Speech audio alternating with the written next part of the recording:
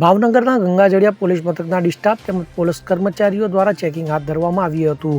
તો શહેરના સાંઢિયાવાડ, કડબીવાડ, ભગા તળાવ સહિતની જગ્યાઓ પર બાંગ્લાદેશી નાગરિકોની ઘૂસણખોરી મામલે ચેકિંગ હાથ ધરવામાં આવ્યું હતું. તો પોલીસ દ્વારા તમામ જગ્યાઓ પર શંકાસ્પદ લોકોના ડોક્યુમેન્ટ વેરિફિકેશન સહિતની કાર્યવાહી હાથ ધરવામાં આવી હતી. તો પોલીસ દ્વારા લોકોના ડોક્યુમેન્ટ સહિત તેમના મકાનો તથા દુકાનો અને ખાણીપીણીની લોજ ખાતે પણ તપાસ કરવામાં આવી હતી. ત્યારે હાલ કોઈ શંકાસ્પદ વ્યક્તિ હોય તેનું ગંગાજળિયા પોલીસ દ્વારા વેરિફિકેશન કામગીરી હાથ ધરવામાં આવી હોવાનું અધિકારી દ્વારા જણાવવામાં આવ્યું હતું.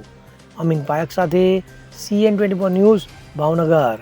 હવે જુઓ દેશ દુનિયાની તમામ ખબરો તમારી આંગળીના ટેરવે.